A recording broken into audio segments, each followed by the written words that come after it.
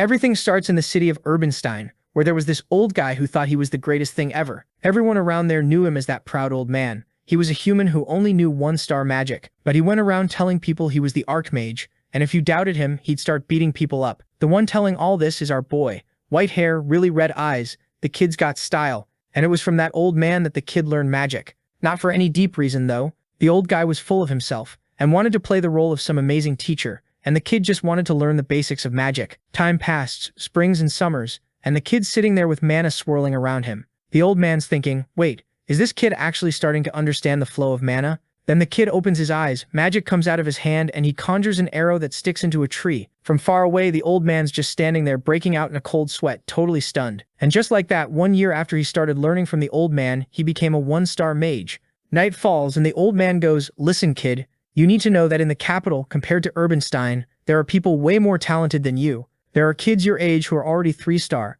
What I'm saying is, don't get full of yourself. Anyone could surpass what you're doing. You'll probably get stuck at 2-star anyway. The old man was always going on about how the most important thing was your lineage, your blood, that kind of stuff. The kid just wanted to eat his bread and survive, but he couldn't help thinking about how much the old man talked about the difference between people like them and nobles. And the night he reached 1-star was strangely long. The next day, it was raining, and when he came back, he found the old man dead. His body was covered in bruises, and it was obvious someone killed him. When the protagonist saw it, he figured the old man had picked a fight with someone somewhere. But a long time later, he found out the truth. The old man was beaten to death by guards because he got caught stealing a 2-star magic book from a warehouse. The protagonist couldn't understand why an old man like that, someone who never had ambition, would do something like that. But obviously we know why. The old man felt awful seeing a poor kid like him having more potential. A system window starts appearing for the protagonist while he says that, unfortunately, the old man always talked about lineage, and he never had anything like that. No noble blood running through his veins. But then he received the system,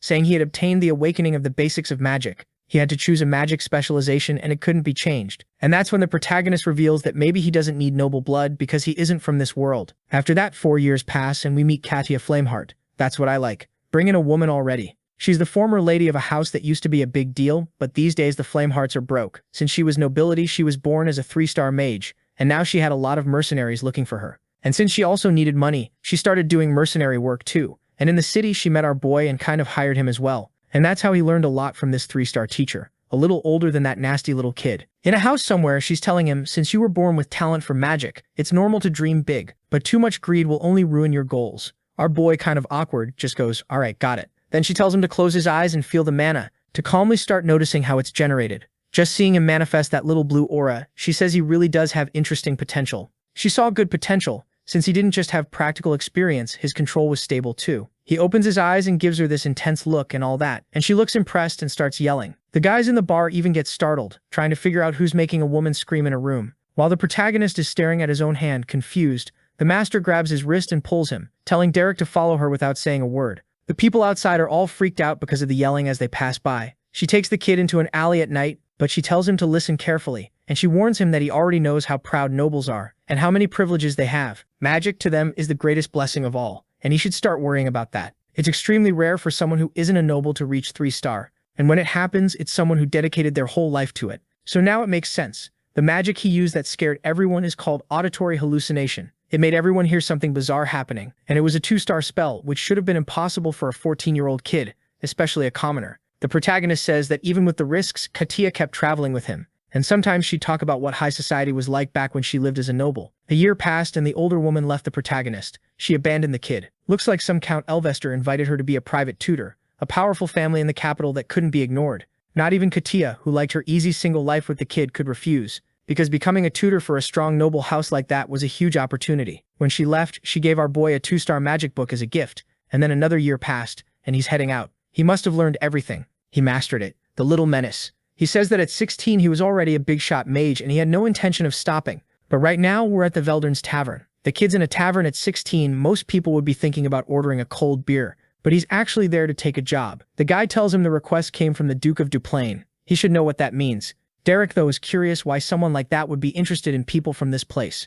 But the guy just tells him to stop worrying about it. It's the Duplains. They spend money like water. He should be happy. Then he grabs the kid and says, come on, take the job, it'll open doors, we'll be rich later. Derek tells him to just say it already. What do they have to do? The guy explains it's nothing serious, just subjugating some little monsters. Easy work. The protagonist asks if he's sure, And the guy says nobles don't lie. Why would they give some random pointless mission? The protagonist can tell something's off. Why would a family like the Duplains hire some random mercenaries?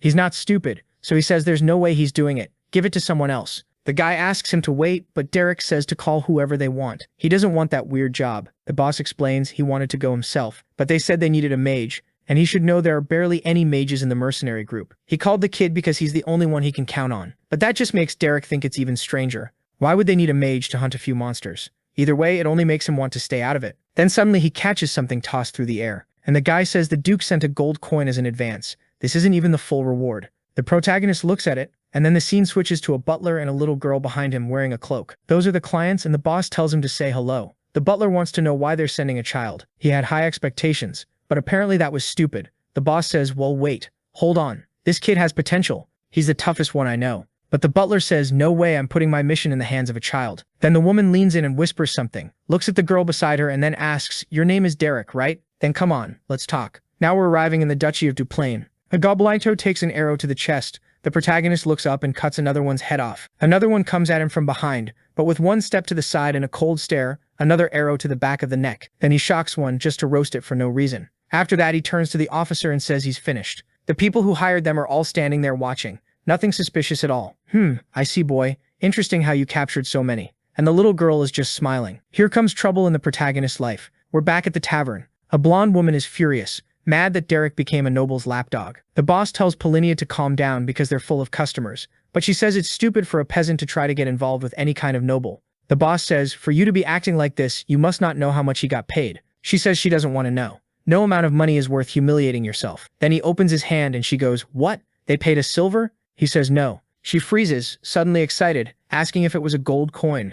And right away she's begging to be allowed to lick the noble's feet too. She wants to be a little lapdog as well. Time passes, she passed out, and the boss asks how it went. The protagonist says, nothing special, it was just killing some goblitos. The guy asks, weird though, why would they pay so much to kill goblitos? He says there's no way to know, but maybe they were lying. The boss thinks and says it's possible. But Derek says he's sure. The woman dressed like a maid had extremely smooth hands, clearly not someone who does that kind of work. He starts trying to figure out what's going on, but the boss calls his name and says, Derek, we're mercenaries. Stop trying to snoop around noble business. Let them live their lives. You did the job, you got paid, it's done. The protagonist says, all right. He thinks the boss is right. Better not doubt too much, not get involved in anything. If the money's made, nothing else matters. Next scene, we're back in Duplain, and the protagonist painted the grass red again. This time the boss came along and is already asking for payment.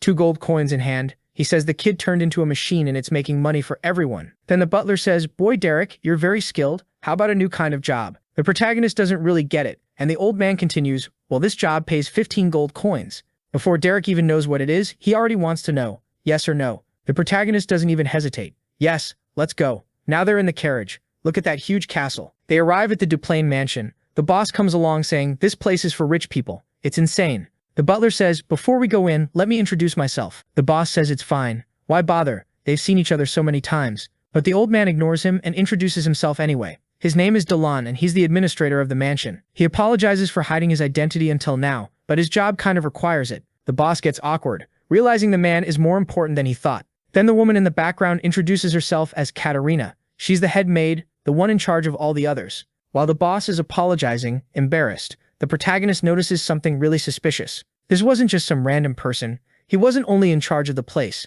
The woman they sent was the head maid. He already expected they weren't ordinary, but this was too much. Then someone starts stepping out of the carriage. The boss asks who that is. She pulls back her hood, her hair sways, and the protagonist is in shock. She introduces herself as Esselyn Eleanor Duplain, and she wants to invite Derek to be the teacher for her younger sister. And maybe they can teach the older sister too. The protagonist is confused. Hold on, teacher for nobles? I'm just some kid, and you're telling me all of this so far was just one chapter? Back in Duplain in the next chapter, the door opens. Someone is calling for their father and their brother Valerius, telling them to come look at this. The father asks, don't you know how to act with dignity? But the kid says the one with no dignity is Diella, that cursed maid. The maid had already started putting her hands on his servants. Valerius tells him to lower his voice because he's talking to their father. But he ignores him and tells his father that this useless maid is even destroying furniture. How long is he going to tolerate this woman's stupid behavior? Suddenly, the blonde one stands up, shouts his name and says, enough. Both of you get out of the room. Then someone says that even if Diella is a lost cause, they still have Esselyn. And that's why it's better to let Diella disappear.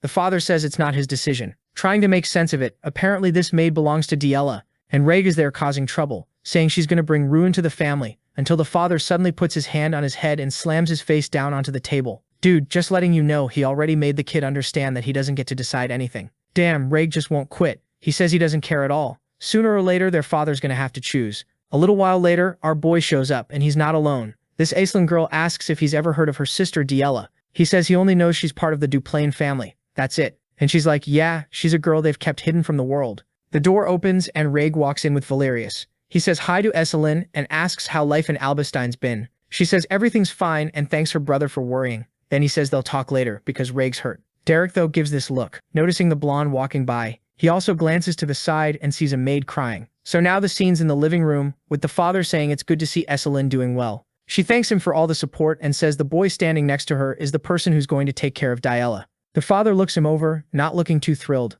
Like, yeah, he's gonna leave it for him to deal with. She says, alright, they're busy, so they're leaving. But he just goes, you stay right there. The protagonist looks back, then the father starts writing something and says, kid, you're way too young, 16, right? He says, yes, your majesty. The guy asks how much magic he knows. He answers that he knows the beginning of the basics of the first circle. Yeah, sure, liar. And the king notices immediately and says, don't lie to me. Humility isn't a virtue. The protagonist gets awkward, seeing the guy's aura pouring out. That guy was, at minimum, a 5th circle mage. Derek apologizes for offending him, and the king says it's fine. He understands why the boy did it. Too much talent can devour its owner. Still, judging by the kid's age and clothes, he doesn't look like the kind of tutor he expected. The protagonist admits he's just a mercenary. The king says that's fine. If Aislinn chose him, he won't say anything else. From now on, he'll guarantee him access to wherever Diella is kept. The little maid will take him there, so get out of here. But Derek says he wants to ask something. The king tells him to speak. So the protagonist says he's a mercenary, and he always finishes the jobs he gets paid for. But Lady Aislinn made a very specific request. Teach Diella magic so she can become a member of high society. The father asks why he's stating the obvious. The protagonist says, well, because of that request, he's going to need a favor too. The king doesn't get it, but the scene cuts to a UFO spinning around and almost smacking the maid in the head. The maid is apologizing to Miss Diella, but the girl says an apology won't do anything. She was supposed to get out of her sight right now, or she'll throw something else at her pathetic face. So yeah, clearly a difficult kid. While having tea, the father asks why she chose that Derek kid. Not only could they have picked someone noble from another family, it's also weird and rare for a commoner to be able to teach a noble. She says they've already tried almost every talented teacher on the continent, and they all quit. She was desperate for someone who could use magic, and since he's a mercenary, maybe he knows something nobles don't. Who knows? Now I realize it's Jaden. I mixed him up with the family's father for a second, and he's saying, well, Derek only knows a few things because his old master was a woman from a noble house, so maybe he has potential. Aislinn says at least he seemed graceful and polite for a mercenary. Jaden says she still has a lot to learn when it comes to reading people. She really doesn't know Derek is a mage who grew up on the streets. He's been working as a mercenary for a long time. Does she think he's still alive and getting missions because he's nice? So he gets to the door, knocks. No answer. He doesn't like that, so he goes for the handle. He opens it, says hi. Hey, my name's Eric. Excuse me, I'm coming in. She's still facing away and tells him to come closer. He walks up and suddenly she laughs and what the hell, she throws something in his face. He doesn't even react, just stone cold. The little girl asks what he's doing there. Why did they let a sewer rat into her room? Then she leans in and says she heard he's street trash. She grabs a chair, climbs up like an idiot, and dumps a whole bucket on him. Literal sewage water so he remembers his city. And he still hasn't said a word. He's just standing there silent and soaked, like a mute swimmer. He stares at her. She doesn't like his reaction. Then she kicks him in the chest and he drops like garbage. Arms crossed, she takes off her shoe, says he stinks, and throws it at him. Wait, what? No. What is this artist doing, showing a foot like that? You trying to go to jail? Somebody call the FBI and send them to this guy's house right now. And her father doesn't even know he put some street mercenary in charge of a daughter who's out here showing feet. This girl was born in the wrong era. These days she'd be making billions showing feet on OnlyFans. He's all thoughtful, looking out the window, remembering what the protagonist told him. I heard Diella is hard to fix, so how much authority do I have? What am I allowed to do or not do? Then smack, right across the face. Damn, he drags her like she's trash. The protagonist walks up while she's sitting there in shock. He tells her, get up, bastard. So because we want to see what happens, we've got to go back 3 years, when he was with his teacher. Coincidentally, he asked her, Master, what would you do if you had to teach someone ungrateful and difficult? She says she'd try to understand the person, their struggles, and embrace them. He says that's too idealistic. What if the student is worse than that? She says the essence of teaching is guiding people toward a better path. If you can't do that, there's only one other option. He asks what, and she says fear. Back to the rosy cheek. The protagonist says from now on she's going to treat everyone with consideration and respect, and she should know he won't repeat himself. She stands up and slaps him back. Now it's turning into a slap war. She asks who he thinks he is, and he slaps her again. He warns her again that he won't repeat himself. The fight's on. but from the look on her face, she seems like she's enjoying it. Then she screams for the butler, saying there's a filthy guy in here hitting a young lady. The butler rushes in. My young lady, are you all right? Then he turns to Derek and asks what he thinks he's doing hitting her and what happens if the Duke finds out. That's when the protagonist says straight to his face, His Grace the Grand Duke de Plain gave me full authority to educate her however I want. I can use any method. The servant looks over like, And the blonde is basically thinking, oh hell, I'm screwed. A while later, Valerius is storming down the hall furious while Rag tells him to wait. But Valerius throws the door open, demanding to know where the filthy mercenary is. The protagonist is there like, hey, what's up? Valerius goes to slap him. You hit my sister. The protagonist says, calm down. My actions were authorized by the Grand Duke. Rag says Valerius shouldn't get involved. Isolin brought him so Valerius isn't in a position to judge the kid. If their father gave permission, what are they supposed to do? But Valerius just says, Rag, you're going to bed. Kid, you're coming with me. We're settling this now. Rag walks up to the protagonist and says, thanks.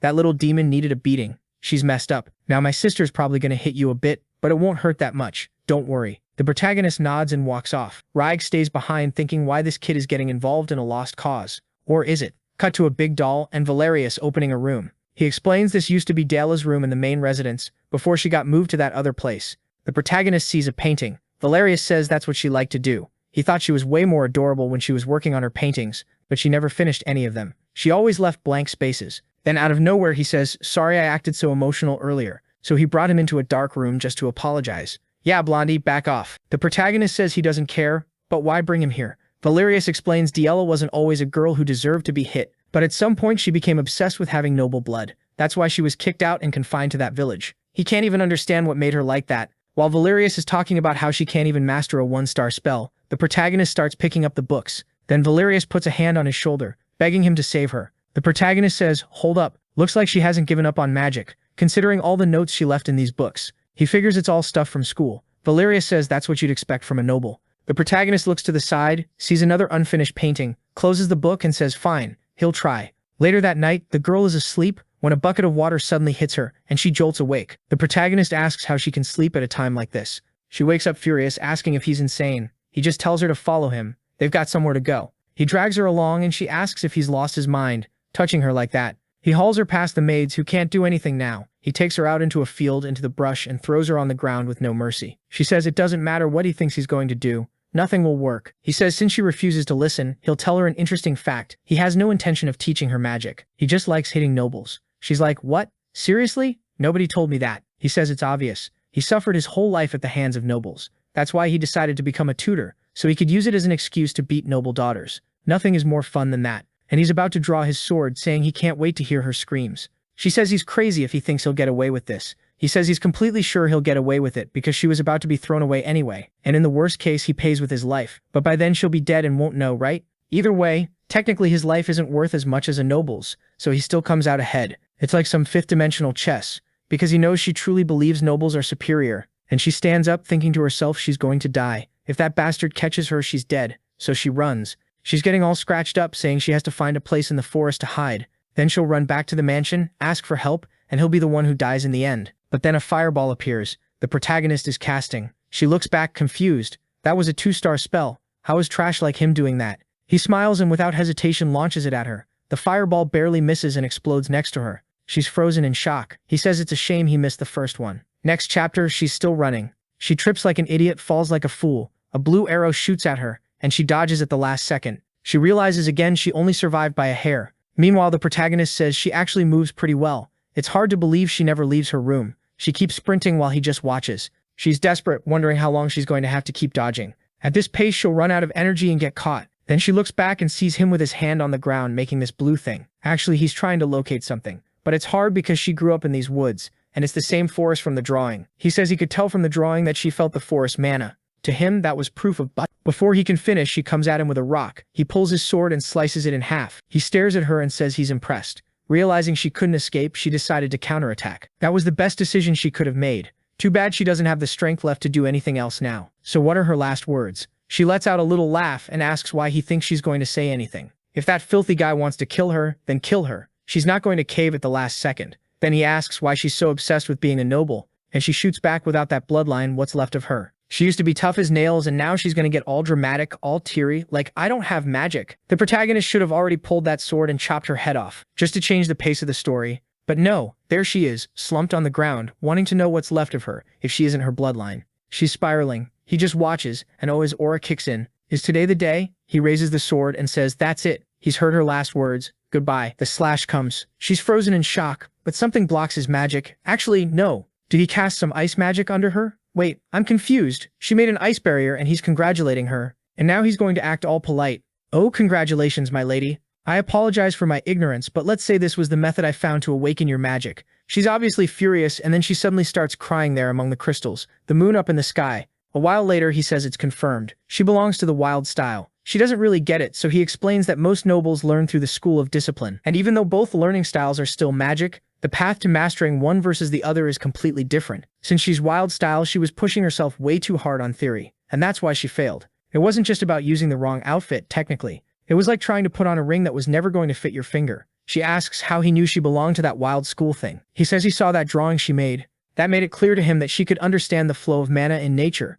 and usually most wild mages have that kind of talent. Alright, go on, get up, you can walk, figure it out. Well, you managed to awaken mana, right? But the road from here is long. Starting tomorrow, I'll teach you how to manifest your nature mana. She calls out to him and gives him a quick little thank you, like it's no big deal. No smile though, just let's go already. Next day, bright sun in the sky, she wakes up wanting to manifest her energy. For 1 second there's mana, and the next it turns into smoke. Immediately she yanks open her bedroom door and scares the maid. Yeah, sweetheart, who spills water all over her clothes. The maid freaks out because she knows they're going to make her clean the toilet with her tongue. She's apologizing, kissing the floor, but the girl's changed. She walks past, apologizing too, and tells her to be a little more careful. The poor maid doesn't understand what's happening. Looks like nobody's going to use her head as a drain plunger today. She keeps walking while the other maids go, wow, you didn't get hit? What a miracle. Meanwhile, the neighborhood Harry Potter is asleep. Then there's a bunch of pounding on the door. He's like, what is it now? The butler apologizes. The young lady wants to speak with you. She's there, hands on her hips, ordering him to explain how to control the mana she manifested. And when Daylon hears that, he's stunned. Hold on, she manifested mana? What? She looks at the protagonist and says, well, he said he'd teach her today, so the time's come. He slams the door and tells her to come back later. Daylon's all emotional about it, and she's just seething. She keeps kicking things, yelling, and he goes right back to sleep like nothing happened. Next day, the sun's up again, and the maids are walking around in shock like, did you hear? Diala isn't breaking plates every 5 minutes anymore. There's a rumor she manifested her magic. Is that true? Raig, the human gossip radar, hears it and immediately wants details. Wait, what did you just say? Back with the Baron. He's like, what do you mean? My daughter awakened magic? Valeria says yes. All the servants confirmed it. The Baron says, good, that's a relief. But Raig jumps in. Dad, don't get too excited. She just awakened magic. She's still trash. Valerius tells him to stop, that he should be happy for his sister instead of insulting her. The father watches, and Raig says they must have forgotten how tyrannical she's always been. It's way too small of a result, and nothing should change. Dad just sits there listening, and he won't stop writing. What are you even writing?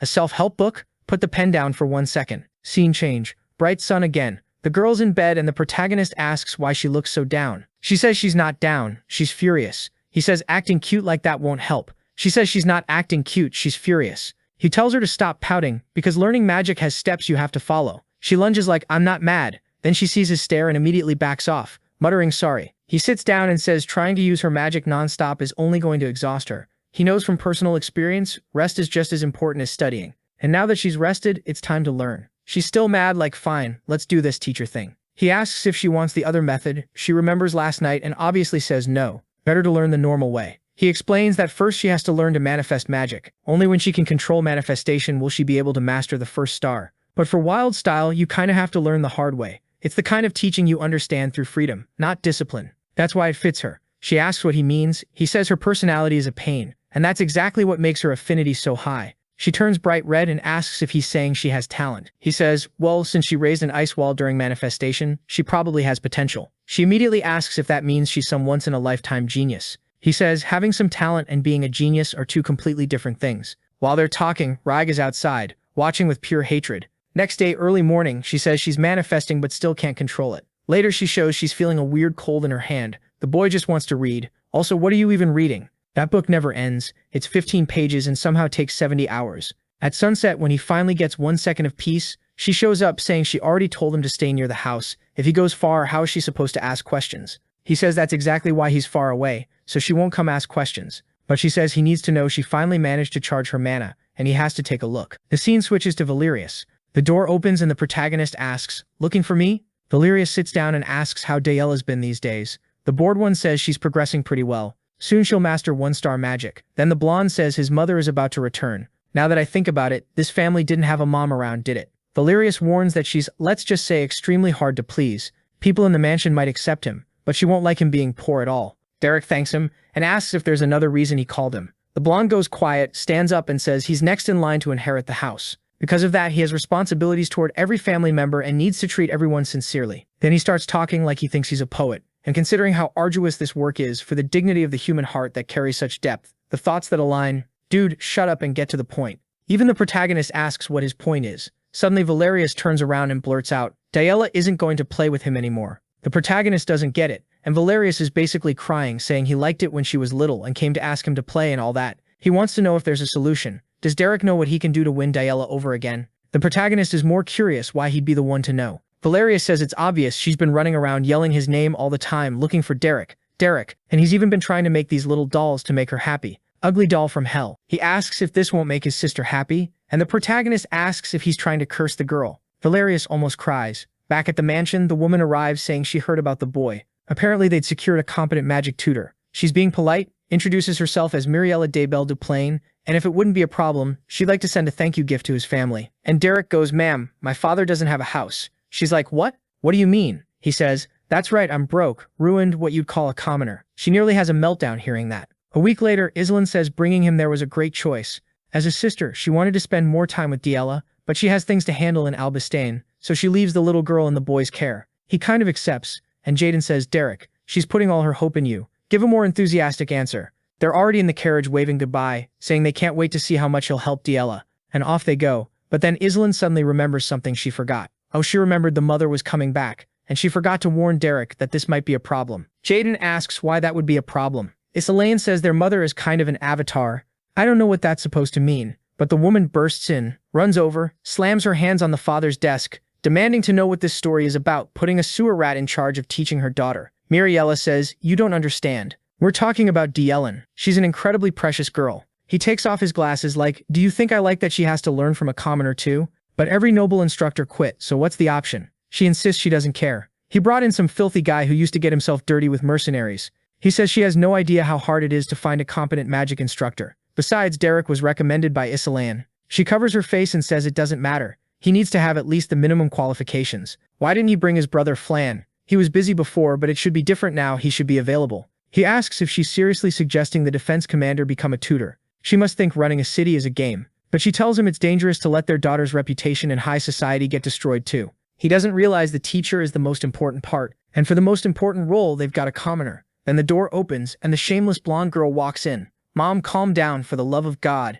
You came in here just to fight. But the mother tells Valerius to get away. This is an extremely important situation, and they need to resolve it. The most important thing is whether that mage actually has the qualifications to teach her. Then Reg appears behind them saying he agrees. The mother looks excited, and he says, yeah, a guy like that, a commoner among nobles, is not normal. Of course, if he has enough talent, Reg wouldn't see it as a problem, and that's why he's asking his father to let him test Derek's qualifications. If Derek can be defeated in a duel, the father cuts him off. Don't even try it. Tells him to stop with the funny ideas. But Reg says then he'll test Dara. Valerius doesn't get it. Reg says, if Derek is really fit to be her teacher, then she should have gotten incredible results. I'll verify her competence in a duel. So he just wants to fight his little sister out of nowhere. She's younger than you, what's wrong with you? And apparently the father allows it, because Rag is already leaving the room while Valerius yells after him, Rag, are you out of your mind challenging your sister to a duel? Rag turns back and asks if he really thinks Dayella has suddenly become a good person. He must have forgotten everything she did. Valerius says even so, they have to remember she's their only sister. Same flesh and blood, so they have to. Rag cuts him off, saying her flesh and blood is a curse on this family. Not only have her screw-ups already affected him, if she shows up in high society the way things are now, it'll be even worse. Valerius looks kind of drained, like that's exactly how he feels. And then Rag starts going off saying Dayella's the one who crossed the line from the start. She was better off rotting away in that village. Then Rag's left full of hate. A bird lands on a branch, and she opens the door calling for our boy, and he's wondering why she's there so early just to annoy him. Out of nowhere, she throws a paper onto his book and says that if she loses this duel, he's fired. He gives her this bored glance and says, yeah, he already heard. Considering Rag is an experienced one-star mage, it's going to be really hard. She's pissed, asking if he doesn't have any other advice to give. If he doesn't come up with a plan, he's getting fired. Derek says he's a mercenary. He gets jobs and finishes them for money, nothing else. And as far as payment goes, he's already been paid more than enough, so he's not that interested anymore. She can't believe it and asks if he's serious. A week goes by. Banner up, we're in the arena. Blazing sun like 70 degrees and everyone's dressed for winter. The protagonist is over in the corner like some abandoned cat going, "Oh, you're here, your majesty." But the father's only noticing how weirdly calm the kid looks. Keeping your nerves under control in a situation like this makes it pretty clear he's not someone you can take lightly. He's not the one who's about to get beat up and lose the girl, whatever. He wouldn't care either. Meanwhile, Rag is trying to build hype by fighting his own little sister. It's the most embarrassing thing, climbing into that arena talking about how he's going to destroy her completely and make her regret everything. And she's walking up too, suddenly looking like Little Red Riding Hood. Flashback. She asks if he really doesn't care what's going to happen. He says she must have noticed her mana growth is on the right track. Even if she still can't properly use level 1 magic, it won't take long. She should remember she still has Duplain blood. She doesn't get what he means. He tells her to remember what he already said. For someone who learns the wild way, personal study is what matters, not someone else handing you knowledge. She suddenly breaks down crying like she's losing it, while he doesn't seem to care much. Looks like she got sad because she knows she's not a good student, but she still wanted to keep learning magic with him, not with just anyone. Then the protagonist comes in trying to talk with that little bit of swagger, saying sure he might not know noble duel etiquette. He's never been in one of those, but he knows exactly how to win a fight, because he was a mercenary. He's basically offering her a way to fight without mana, I think. And she starts remembering everyone trashing her, calling her a spoiled brat, which is completely true. I'd be one of those people too, talking trash about her. But she's locked in, and my hate for her is giving that girl strength. So here we are. She shows up in her little red look, probably hiding something. The story says that today she wasn't a Duplain anymore. She was just Derek's student, a mage walking her own path. Next chapter, the big banner goes up again. She steps up face to face with Reg. Dylan does the duel introductions. The obvious rule, whoever gets beat up and cries loses. So let's start, no stalling. But not before they learn about the protection circle, an accessory that activates right before the wearer takes fatal damage and cancels the opponent's magic. So that's what nobles use to duel. The protagonist never imagined they'd waste something that rare, just to play pretend. Since it lasts 10 minutes, Reg wants to finish before that. And there he is, the guy beating his sister to look cool, throwing out a bunch of glyphs. I can't understand any of it. Her cape flutters, arm up, a little orb gathers. Reg thinks it's a shame, but he'll have to send her back to that place. Goodbye, Diella. He sends a wind slash at her. She just stands there and does something nobody's seen before. One step to the side, and she dodges. Clean. Even crazier is Rag going, how did she get out of my attack? He fires 2 more. But now the girl's moving like she's in the Matrix, slipping left and right. Derek notices Rag has some talent, but he fights like a total newbie. He's burning a ton of mana just to bend the spell's trajectory and try to land a hit. Meanwhile, Diella is just putting up Frozen-style walls. Rag isn't impressed, calling them ridiculous tricks. If one orb doesn't work, what do? Summon 3. That's the solution. He's gonna blow her up in one go and end the duel. From behind the ice, she remembers the protagonist saying, a mercenary's combat is different from a noble's. There's nothing fair or proper. The goal is winning. It has nothing to do with what you practice. And you might even get criticized if you win like that. But it's her only chance. Does she want it or not? She says yes, and we're back with Little Red. Rag keeps throwing his Wind-Moon combo and keeps missing. Unbelievably. The story says there are mercenaries who always win even with less power. Because they don't fight duels, they fight wars. Rag keeps redirecting, but she keeps dodging. And the story says people who've been in war know how to use every advantage, including the battlefield. To stay alive, they did whatever it took, even exploiting an opponent's carelessness.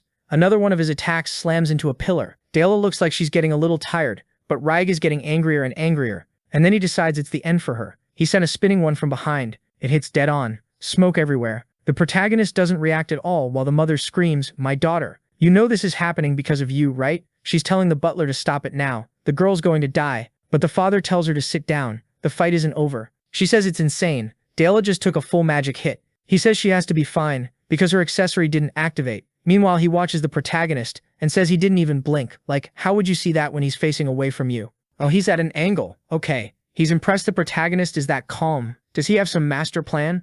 Honestly, I don't know what's more cringe, the king thinking the protagonist is amazing because he's calm, or Rag trying to look cool by beating his sister. Rag is sure she took that windblade, so where is she? He got distracted. Look where she is. She jumped down onto the platform. Almost got skewered in the butt. He backed off because survival instincts kicked in.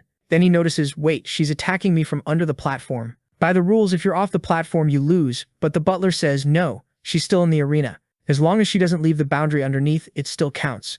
Rag realizes nobody's used to this kind of cowardly fighting, and he realizes it too late because he almost gets nailed by a huge ice spike again. Ice shots flying everywhere. He sees she's going to keep doing this because he can't hit her down there. But it's obviously humiliating, she's not following noble etiquette. He looks into the hole and there she is, like a little rat in there, just staring up at him with pure hate. He says he's seen that look somewhere before. It was the same calm expression Derek had when Valerius grabbed him by the throat. He's sure his sister never would have come up with this plan. This is Derek's strategy. Now the most embarrassing member of the family decides to stop pretending and says fine, he'll play this game. Up in the stands, Muriel is like, wait, Diella threw herself under the platform? In that filthy place full of dust? What are you doing, my dear? Stop this fight right now, it's shameful. And then basically, shut up. Let's watch and see what happens. Down below, the little yellow armadillo is just watching the mana flow. Rag tries to cast another spell from above, but almost gets his backside pierced again. Every time he starts chanting, he almost takes a hit. Then he glances to the side and sees a huge pole. Diella notices the mana flow stopped. He's got some kind of plan, but she doesn't care. The moment he does anything, she's attacking. Dylan tells the young master not to do it. Rag starts acting like some Pirates of the Caribbean character, trying to hang off the mast, saying from there he can't be reached. From up there, he says, there's only one option left. He casts a spell saying the whole platform is going to be destroyed. But his shot hits the pillar. Derek is confused. Things start breaking. The pillar starts falling. Oh, okay, he's making the whole pillar collapse onto the platform. Great, that'll kill his sister too. And even crazier, the mother is worried about Ryget. Yeah, she really loves her daughter. Smoke, dust, and in the middle of it, you can see that rat-like face. Rag starts preparing, casting another one of those arrow shots the protagonist used back in Chapter 0. But the blonde girl senses the danger, throws her arm out to block, except she's out of mana. She panics. The arrow is still coming, almost hits her in the head, barely misses. She pops up to the side, and Rai gets confident. The closer she gets, the better for him. But she closes the distance so much her foot lands on his chest. So now he's getting physically beat up by his little sister. He drops to his knees, embarrassing. She even grabs sand off the ground and throws it in his eyes. I thought she was going to use that moment to kick him in the face too, but she goes for a climb instead. Rag wipes his eye and realizes if she's running now, it's because she's out of mana. It's ridiculous for her to go that far when she knows she can't win. But fine, this fight is about proving her worth. And if that's the case, he's going all out as the older brother. I've never seen someone lose so much aura. He climbs out of the hole looking pathetic. Even Diella looks more respectable than him by the end. Blood's coming out and everything. And it looks like she's remembering what the protagonist said. Think of mana use like using a paintbrush. You have to gather the mana around you to create your artwork. That's what they call magic. She's there, moved by a few crooked words from that idiot. She closes her eyes to focus, energy swirling around, repeating to herself, mana is the paint and magic is the brush. I can feel mana flowing into my hand, and that's what I'll use to create my art. She's forming a spear. Delon and the mother are shocked that's first-star magic. And Ride goes, you really did it, Diella. No idea if he respects her or if he's furious. The spear forms in front of her, and he's casting something too. He's about to drop a whole rainstorm on her. He says he'll strike first to guarantee his win. Diella launches her attack and he answers with the arrow downpour. One goes straight into the other. Energy explosion in the middle of the arena, the whole family in shock. In the middle of it all, there's a big ball of mana. Rag and Diella are both panting, while the protagonist is there as always, completely expressionless. And now, nice, let's go back a year for a flashback of those baby birds with their mouths open waiting to be fed. Diellen says, my lord, we received a letter from the Belmiardi family. It's about the social gatherings. How do you want me to handle it? The father looks through the door and sees the failure he brought into this world. Diella being useless like always. That's all he can think. But back in the arena, she's standing there with a barrier around her. So that was the necklace barrier activating. Right. Her attack landed off to the side of Rag. And for the first time, the protagonist lowers his head for a second, thinking she lost. The loudmouth starts crying while the father watches from far away, and the mother wants to know what that was. It was supposed to be a mage fight, but it turned into something vulgar. A disgrace. Unacceptable. The mother keeps yapping, that tutor is useless. He's blah blah blah, but the father isn't thinking about any of that. He remembers maybe when he introduced himself as Raymond Oswald de Plain, saying it was an honor to serve your highness in that war. The one-eyed man said it was good to meet him. He'd heard a lot about the boy from his father. He really had eyes full of ambition. Raymond just thanked him. And now back in the present, he's watching the girl crying. What is he seeing himself in her? Ah, okay. He's noticing that her gaze has gotten stronger. While the maids crowd around the girl asking if she's okay and saying they should take care of her, she just slaps them away and walks off. She goes up to Rag with 0 aura, and he only says she actually fought pretty well. Seriously, that's it. He says just that, and she keeps walking. The maids try to take her back to her room, but she heads off somewhere else. She goes to find the boy Derek, who as always just stares at her with no expression. Then she puts a hand to her face, starts crying, and says she lost. She even apologizes to him. So is he going to be a decent guy, or is he going to be some cold Sigma type? He stands up and says it's fine. Losing is part of it. Frustration is nothing but a step toward getting stronger. And oh my god, she cries again. Stop crying, girl. You already lost. Everyone knows that's enough. Come on, protagonist. Slap her like you did on the first day. Then her mom shows up. Oh my daughter, your knee. Diella, look at you. You've been through so much. It's okay. We'll treat your injuries. Diella thanks her and walks off with the maids. And her mom wipes her tears and goes to bother my protagonist, of course. He looks back and there she comes. You filthy commoner. Do you have any idea what you've done? What did you teach her? That one-star magic? Take this slap. She keeps going. Teaching those dirty tricks, you're ruining my family. Another slap. Trash like you doesn't deserve. She's humiliating him while the father walks up, just watching. Until Raymond slaps her cheek and tells her she's the one being vulgar here. She totally freaks out. What do you mean? I got slapped because of this commoner. He says yes, the boy is a commoner, but he's also their daughter's tutor. What father has the right to treat his child's tutor like that? He turns to the protagonist and asks him to forgive Miriella, because everyone in this world has their own way of showing love for their kids. The protagonist's cheek still burning, says it's not a big deal. Raymond turns and says, then they have something to discuss in private. They walk off while Miriella stands there furious. Obviously, in the father's office, he says the protagonist has been guiding Diella's growth in an admirable way. And as the master of the house, he wants the boy to receive a reward worthy of his work, the highest level of magic possible for an ordinary person. Does he have any interest in 3-star magic? The protagonist thinks this guy is saying exactly what he wants to hear. That's the little talent of a 5-star mage. But the protagonist doesn't know what he's really aiming at, so he won't miss the chance and says, sure. But then the guy basically baits him. You taught her that level 1 magic well, but that's nowhere near enough for high society. The protagonist shuts that down. I know, but there are plenty of people in Duplain who can teach her. She learned the basics. Now she just needs to keep improving. Raymond says he doesn't want an instructor for her. He wants a master. And the boy is carrying an ambition that ordinary people shouldn't even be allowed to have. He needs to understand how insulting that is to nobles. Raymond was letting it slide because Derek is talented. Hold on. Raymond understood that the protagonist wants to go beyond 4 stars. The kid dreams big, and that made the protagonist scared? I don't get it. Then Raymond says if the boy has intentions like that, he can't stay in this place for long. Thanks. Let's get out of this house already. I'm tired of this annoying blonde girl. Let's go help Big Sis. Right away, Raymond asks if he's ready to leave. The protagonist says yes. Raymond replies that his ambition is obvious, but he still needs to teach Diella a little more. So the whole conversation loops back around to Raymond offering the 3-star book again. Same bait as the next chapter. Anyway, he accepts, and here we are. He opens the door, walks down the hallway, grabs a book, and flips through it. Curious. He's shocked because ordinary people can spend their whole lives trying to get a 2-star book like that old guy who got beaten and died at the start. Meanwhile, this library is packed with 3-star books. At least that's finally a reason to be in this mansion. Pauline, the little blonde friend, must be missing him, the idiot. She'd lose her mind if she found out he's in a place like this. Next scene, this annoying girl is feeling herself because now she's a 1-star mage. Just like us, the protagonist doesn't care. She keeps pestering him. I'm an amazing student. I reached a new level. How can you not care? He stays uninterested, says it's good she recovered, and now they can go back to training. Also, next time she fights, it'd be nice if she didn't cry so much. She sits down awkwardly and says it was dust in her eye, and she only got dust in her eye because she thought the protagonist would get kicked out after she lost. He ignores it again and just says, good. Since you're motivated, let's move on to the next lesson. Big Head gets excited and says they'll focus on new 1-star spells. She wants to learn human arrows, some kind of enchantment, ice spears, ice rain, but he says like always, it'll be mana manifestation. She asks why. Weren't they going to learn 1-star stuff? He says yeah, 1-star mana manifestation. It's the most important foundation. She gets disappointed, says fine, if he says so. Now that I think about it, have you seen that meme about the performative man? The guy who goes to Starbucks and sits there with his hand on his chin reading a book so girls think he's intellectual. The protagonist is exactly like that.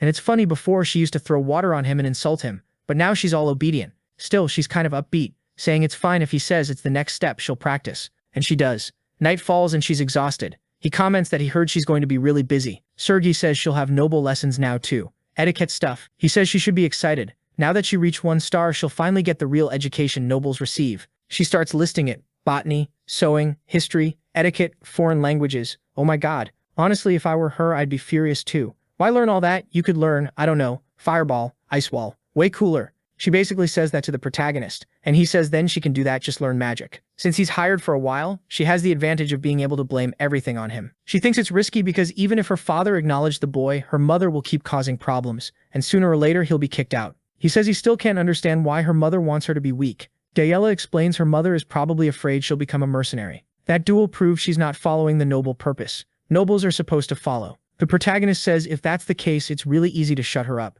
Just make it so she can't complain. Next scene, the ownerless little goat is walking through the mansion, thinking about our boy, furious at that poor broke mercenary. She's already imagining her daughter turning into a mercenary, killing pigs, cursing at everyone. She's so rattled she can barely think straight. Then suddenly her daughter calls out to her. Miriella braces herself to see the little gangster the boy created, but instead she finds, oh my god, a super noble, adorable little girl. That's basically it. But now we're in the next chapter where someone's having tea. Someone says the last time they saw Lady Asilin, she looked discouraged. Isilin asks what's wrong and apologizes, and I can already see a new redhead showing up in this series. Her name is Elente, the second daughter of House Belmiardi. Is this another talentless dummy for our performative protagonist to teach? Elente says she heard Isilin save someone outside the noble districts. Isilin, looking all sweet, explains yes. She went to find a tutor for her younger sister. Elente thinks that's weird. Like she personally went to find a tutor? How? So it must be someone incredible if she went that far herself. But who knows? My god, there's a white-haired Diella version there too. Denise, second daughter of House Belthus.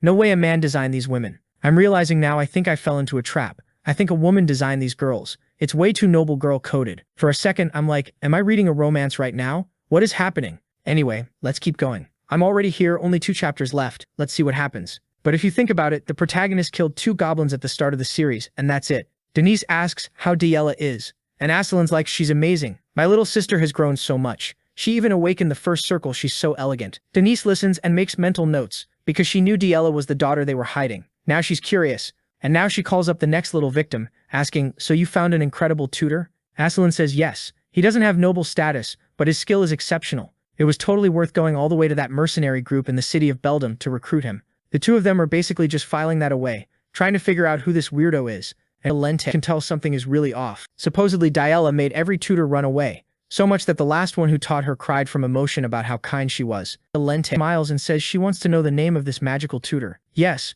please teach the old mom already. Enough teaching kids. She says if he's that talented, he'll definitely become famous one day, so she wants to know his name before everyone else does.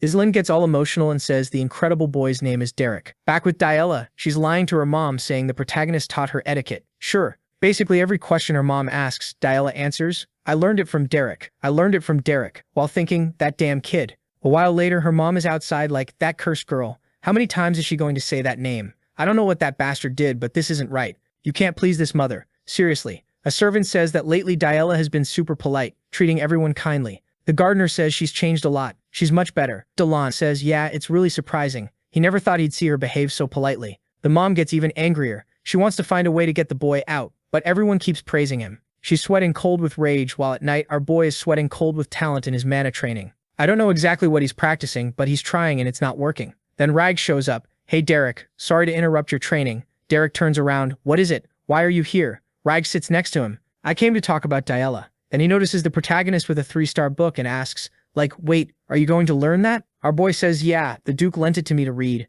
For a second, Rag thinks the protagonist is 3-star, but Derek says, no, I'm nowhere near that. I'm just studying ahead, let's say. But Rag remembers the father telling the boy not to be ridiculous. That kid was the real mage. So Rag wonders if Derek is lying. He just says, yeah, he really is impressive. Then the protagonist asks, so why are you here? You want to talk about the young lady? Rag is kind of awkward because he tried to put on an aura act in front of his sister and got beaten. So he wants to give her a present and asks if he should like sew a doll. Remembering Valerius's talent, Derek says no way. Rag gets embarrassed and says he figured, yeah, it's a terrible idea. Since Derek's there, Rag says he'll go train. But they end up walking together and suddenly Rag says he wants to thank him. The atmosphere in the house has improved a lot. Even Valerius seems more focused on taking care of the territory, so their father is proud and excited. Derek says it's hard to understand what Raymond is thinking. Rag says yeah, he agrees. And he also realized he has to accept that people can change, especially when they're young. He should have noticed that earlier, but he ignored it. He thanks Derek again, and Derek is as always like, okay, thanks, completely indifferent. Rag is praising the way Diella casts spells, saying it looks like a paintbrush, and the protagonist notices this guy can really pick up on details. Nobles really are different. Next day, we're fixing the annoying little blonde's hair. She's all happy thinking about Derek, and then the flower drops to the floor. She freezes, starts crying. The protagonist says that's exactly what she heard. Unfortunately, he doesn't have anything else to teach her. We're so sad you're leaving this sweet blonde. Yeah, sure. Next chapter, he's talking to her dad, and the guy goes, did you notice your daughter comes from the roots of savagery? Even among talented people, she was strong. And that's why if I keep influencing her, I'll end up limiting her. Basically, since she needs to learn naturally, he can't keep shaping her too much. Raymond replies like, okay, so the kid's saying there's no reason to stay here anymore. The protagonist says yes. A second of silence. Then Raymond stands up, walks to the window and says, it's fine. Thanks to him, a lot has changed. His daughter finally managed to grow. He, who's always been swallowed up by everything in that territory, failed at being a proper father. But now he feels relieved. He asks when Derek is leaving, and Derek says when Iselin comes to visit next time, he'll catch a ride with her. Raymond doesn't hesitate for even a second. Give me the bookstore key back now. The protagonist's like, alright, I'll return it and the grimoires too. But weirdly, Raymond says he doesn't need that. He only wants the key. The protagonist thinks it's strange that Raymond's letting him keep the grimoire, and honestly, same. Then Raymond says he's free to go. The protagonist doesn't say much, thanks him, and that's it, walking down the corridors. That's when he runs into Diella again. She's like, you showed up out of nowhere, and now you're leaving out of nowhere too? He says there's nothing they can do. She gets all sad and just asks him, please don't go, stay a little longer. But the protagonist steps closer, crouches down like he's 6 meters tall, practically eye level with the window, and says he has to go back to the mercenary life he's always lived. He'll keep studying magic, and she has to keep studying her magic too, and establish herself in noble society. Maybe someday they'll meet again, and if he's stronger then, maybe he can teach her something new. She's sad but admits that like always he's right. But at night that oxygen-wasting mess is in bed, miserable, remembering the humiliation she takes from the narrator's nobles. Everyone's like, you're the shame of Duplain for the love of God. She jolts awake shaking and the maid runs in asking what happened. Diella starts thinking about snapping at the maid just to act awful and maybe make Derek stay. The maid keeps asking if she's okay, and Diella says no, meaning, no, she's not going to treat anyone badly. Oh wow, character development, moving on. Next scene they get to Big Sister's carriage. She offers a ride and says they're leaving. The protagonist looks back and sees what it means to be born privileged. 5 clowns staring at him. Valeros asks if he's really leaving. Raig says the work he did here wasn't easy. He changed a lot. Our guy thanks them, and then he sees the other clown standing there with her arms crossed glaring. He doesn't react and she realizes he's waiting for her to cry and beg him not to go. That was never going to happen. The protagonist is acting like he's 70 years old. Somebody tell the author he didn't write a reincarnated grandpa. The guy loves being mature, going, it was an honor teaching you, Miss Diella. I may not call myself your master, but I hope I was a good tutor. Shut up. She's like, just leave already, you stinky weirdo. He stays quiet. She stares, then turns away awkwardly and says, he better not get hurt doing dangerous things because that's the only thing she expects. Yeah, Derek, go do something dangerous. Go hunt a dragon. Go get injured. He tells her to be careful too, but she says she's an adult and can handle herself. He remembers saying the same thing. Then he remembers his tall little mentor, Katya, hugging him and telling him to think about what he's about to say because he's probably going to repeat it now. Like there's no reason to rush into being an adult. Diella gets all teary and soft, calls out to him and waves goodbye, totally emotional. Anyway, I was roasting him for being a sewer rat, but look at that, we're back, Ratatouille on the ground. We're in Ebelstein's commercial district. Boom, someone gets punched in the face. The protagonist walks into the bar, the guys are laughing, talking about getting someone killed. Who is it? It's Pauline, smiling at him and he smiles back. Next scene, they're looking at something. Dude, is this a 12-star book? And the protagonist goes, show some respect. This one's 3 stars, okay? They're like, are you serious? Like he's lying. So he stole it from the Grand Duke. The protagonist says, no, I got it as a gift. Pauline's like, no way. Now the bastard's lying. Like they'd hand over a 3-star book just because he was an instructor. Apparently he told the whole story, I guess, because it's later at night. The protagonist asks if there are any requests, any commissions. Jaden answers, are you out of your mind? You just got back and you're already looking for work? He says he wants an easy subjugation job. His instincts are getting rusty. He had to play the proper guy for days reading little books. Jaden says, if that's the case, he should remember they're always short on mages around here. Of course there's work. Derek says, perfect. He'll be back tomorrow. Next scene, Pauline in the carriage, an orc coming up behind her, but it's already dead on the ground. Then they go kill some spiders. Got it. When it's the noble girl crying and walking around in dresses and having tea, we get 35 panels. Now that the protagonist is out here hunting and killing spiders, it gets summarized in 2 frames. Alright, artist message received. Pauline goes to sleep, and the idiot wakes up in the middle of the night to practice magic. He's trying to make a tiny little ice popsicle, but it explodes. No idea what's happening. He's exhausted, his hands bleeding. He says he understands most 2-star spells now, but the wall to 3-star is way bigger than he expected. Daytime, afternoon, snowing, nighttime. Then the protagonist comes back with Pauline looking completely wrecked. Seriously, you let her get that filthy? Protect her. Jaden says it's insane they're climbing hot mountains in weather like this. But he just tells them to hurry up and come warm up because it's freezing. Meanwhile, some guy is laughing, saying they're idiots for trying to work in this weather. Then Jaden says, all right, enough suffering. Tomorrow is a rest day. Also, a request came in that's perfect for Derek right now. Since snow makes hunting harder, something came in that pays well and is easy, even if it's annoying. Looks like it came from another mercenary group on East Street. He's probably heard of the Belmiardi family. They're looking for a commoner to do magic combat training. Basically, they need someone to get beaten up. He just goes there, takes a few hits, comes back, gets paid. That's it. We arrive in the Noble District, at the training arena. And there she is, Alente, the redhead, asking who she's training against today. Lamphead says they brought in a little commoner boy. She's confused. Wait, you want me to beat up some rat-eating beggar? The old guy says it's part of her training. Plus, they're paying the boy well, so she can practice however she wants. No need to hold back. Alente asks if her training is just beating up poor people because she's a noble. The old guy tells her to stop thinking like that. Either way, it's good to know the boy can use 1-star magic. Alente says she doesn't care. She can use 2-star, so this is going to be ridiculous. The difference is like heaven and earth. While the tough guy putting on her boot, someone approaches. Yeah, come over with that smug face so you can eat a fireball. Hold on. She asks if he's the commoner who's going to get beaten up today. He stands up politely. Yes, my name is Derek, she says. She's a lente, while thinking she's heard that name before. Lamphead tells them to get into the arena, and she thinks it's weird. He looks younger than her. They face each other. She stretches while the protagonist stays calm. She asks if he at least knows basic magical duel etiquette. He says he's used to the fundamentals. She says fine. Then he should resist as much as he can, and she'll try to end it as fast as possible. She thinks it'll be easy. Shockwave, push him out, done. But then the protagonist lightly builds up aura. Tell me how much you want me to resist, and I'll match it. She's like, what the hell are you talking about? He says, I want to know how much you want me to resist. I'll adjust so I'm useful to you. Mr. Lamphead shakes his head like the kid is doomed. Alente laughs and says he talks in a funny way. How about he tries to resist with everything he's got? The protagonist gets serious and says, okay, he'll do that. Both their hands start glowing. She starts chanting in some unknown language, feeling herself, thinking it's ridiculous for some ordinary commoner to be arrogant like this. But she gets it. If a commoner learns one-star magic, he probably thinks he's a big deal. Today she'll teach him the difference between them and nobles. She fires a shot at him. He stares, takes one step to the side, and she misses completely. She's surprised by his matrix instincts, and he asks for the next attack. Now she's getting angry, saying she threw a little hit and this bastard is already acting confident. Fine. Now she'll show the real difference. She slams her arm down, and a bunch of arrows rise from the ground. She manipulates them. Honestly, if you have to do choreography like that just to land a hit, you're cooked, but okay. She sends them at him. The protagonist just tosses a little pebble, redirects everything, slices the arrows apart, and they fall beside her. She's in shock. He used an extremely simple spell, but with insane control and precision. Lamphead is like, so this commoner really is skilled. No wonder they say he's a veteran among mercenaries. That lights a fire in her. She says fine, she underestimated him, and she's building aura too, a bunch of flaming arrows.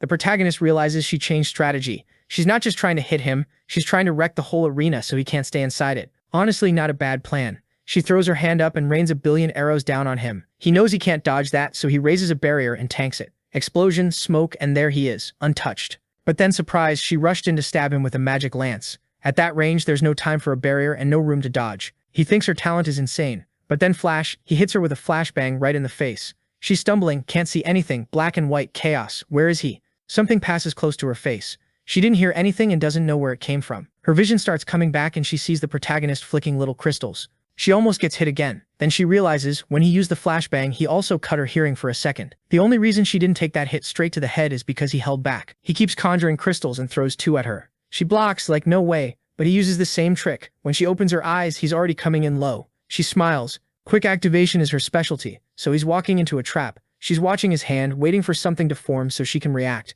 But when he steps down, she takes a step back, and it's his foot that activates. Lightning bursting under his boot. She watched his hand too much and forgot to watch his feet. She almost ate a thunderstrike, had to defend, and gets blasted back. Lamphead is stunned. This kid has something off about him. He fights in a wild way. People who follow normal rules can't react to it. The protagonist barely met the redhead and already has her on the ground panting. She says he's interesting at least. As always, he doesn't react. Now she walks up and says she'll be honest. She thought he was mediocre. Someone who talks big but is nothing. But she saw the truth. She bows and says he showed her interesting things, and she wants to thank him. And wow, she's sneaky. She says that and stomps, sending lightning. But don't try to farm aura off my performative boy, because he just stretches out his arm and redirects her thunder right back at her. When you get distracted, leaning to the side, he approaches again, gives you a stare and a like on this video. That helps Mamoru make more juicy content for his viewers. Activate the cheeky little bell and I'm out.